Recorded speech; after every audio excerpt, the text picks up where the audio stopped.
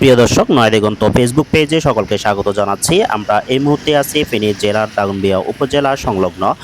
যে হাইওয়ে রয়েছে ফেনী নোয়াখালী আঞ্চলিক মহাসড়ক, সেখানে আপনারা দেখতেছেন যেখানে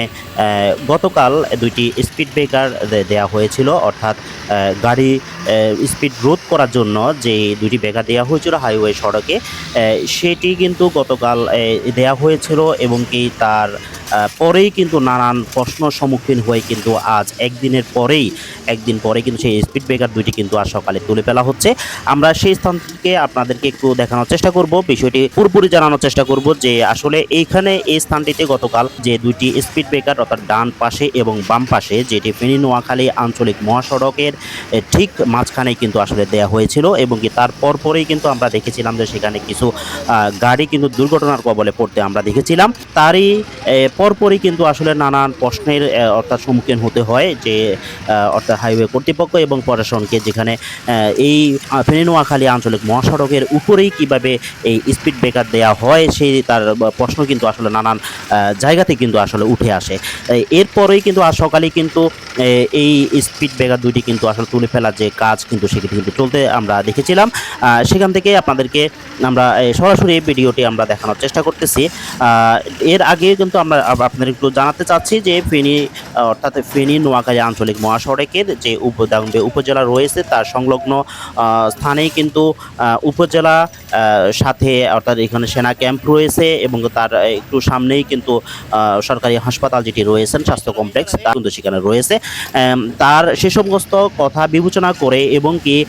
যেহেতু এখানে একটি অর্থাৎ সেনা ক্যাম্প রয়েছে, তাদের জরুরিভাবে তাদের অর্থাৎ মুভ করার জন্য বা তারা যেহেতু করে চলাচল করতে পারে জরুরিভাবে, সেই জন্য কিন্তু আসলে এই স্পিড ব্রেকার দুটি কিন্তু কালকে এই ফেনী নোয়াখালী আঞ্চলিক মহাসড়কে কিন্তু দেওয়ার একটি সিদ্ধান্ত নেওয়া হয় এবং তারপরে কিন্তু কার্যকালীন প্রক্রিয়া করে কিন্তু এই স্পিড ব্রেকার দুটি দেওয়া হয় এবং কি তারপর পরে বিভিন্ন রকমের গাড়িগুলো কিন্তু তারা অর্থাৎ যেহেতু এটা হঠাৎ করেই দেওয়া হয়েছে এবং কি তারা না জেনে কিন্তু অনেক গাড়িগুলো দুর্ঘটনার কবলেও আমরা পড়তে দেখেছিলাম। এরপরে কিন্তু নানান প্রশ্ন জাগে এবং নানান প্রশ্ন সম্মুখীন হতে হয় প্রশাসনিকভাবে এবং কি সামাজিক যোগাযোগ মাধ্যমে কিন্তু এটা নিয়ে নানান কথাবার্তা হতে থাকে। এরপরেই যখন তারা সামনে অর্থাৎ রাত হওয়ার সাথে সাথে কিন্তু তারা সেখানে যে স্পিড ব্রেকার দুটো রয়েছে এটার উপরে অর্থাৎ রং করে দেওয়া এবং কি তার সাথে অর্থাৎ লাল পতাকা দিয়ে সতর্ক বার্তা জারি করা এবং কি ধীরে চলুন এই সমস্ত বার্তা দিয়ে থাকেন এবং কি তবুও কিন্তু সেখানে কিন্তু নানান প্রশ্ন এবং কি মানুষের যারা অর্থাৎ চালক রয়েছেন তারাও কিন্তু একটা প্রশ্ন কিন্তু বারবারই রেখেছেন যে এখানে যে হাইওয়েতে অর্থাৎ এইভাবে করে অর্থাৎ স্পিড ব্রেকার দেওয়াটা কতটুকু বৈধতা রয়েছে, তারা এমন প্রশ্ন কিন্তু বারবারই আমাদেরকে করেছিলেন। সেই অর্থাৎ 24 ঘন্টা যেতে না যেতেই কিন্তু আসলে সেরকম একটি সিদ্ধান্ত কিন্তু আসলে আমরা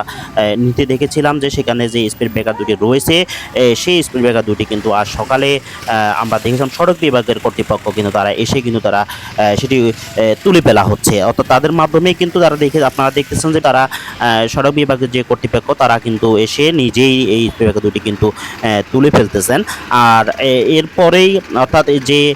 বাম পাশে যেটি রয়েছেন অর্থাৎ আরও একটি যে স্পিড ব্রেকার রয়েছেন সেটিও কিন্তু তুলে ফেলা হবে, এমনটাই আসলে আমাদেরকে জানিয়েছিলেন যেখানে সড়ক বিভাগের কর্তৃপক্ষ যারা রয়েছেন তারা। এখানে যে স্পিড ব্রেকার দুটি অর্থাৎ যে উপজেলা গেট সংলগ্ন যে স্পিড ব্রেকার দুটি দেওয়া হয়েছিল, অর্থাৎ তাদের জরুরিভাবে যদি প্রশাসনকে কোনো স্থানে বের হতে হয় তখন এই সকল কথা বিবেচনা করেই মূলত এই স্পিড ব্রেকার দুটি দেওয়া হয়েছিল, এমনটাই আসলে আমরা জেনেছিলাম যে সেখানে যে উপজেলা নির্বাহী অফিসার রয়েছেন তার কাছ থেকে আমরা জেনেছিলাম। তবে বিভিন্ন বার্তা এবং কি সামাজিক যোগাযোগ মাধ্যমে বিষয়টি নিয়ে যখন প্রশ্ন ওঠে তখনই কিন্তু আসলে এবং কি সেখানে দুর্ঘটনার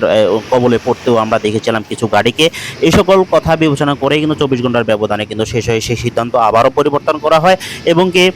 পরিশেষে কিন্তু সেখানে কিন্তু আপনারা দেখতেছেন যে স্পিড ব্রেকার যে তুলে ফেলার যে কাজ সেটি কিন্তু প্রক্রিয়া অর্থাৎ চলমান রয়েছে এবং সেটি তুলে ফেলা হবে এবং কি এর পরবর্তীতে কিন্তু আসলে কি এই স্পিড ব্রেকার দুইটা আবারও বসানো হবে কি না সে নিয়েও আসলে অনেকের মাঝে প্রশ্ন রয়েছে। তো আমরা আপনাদেরকে ঠিক ওই জায়গা থেকে সরাসরি আপনাদেরকে এই ভিডিওটি দেখানোর চেষ্টা করেছি। সকলে নয় দিগন্তর সাথে থাকবেন।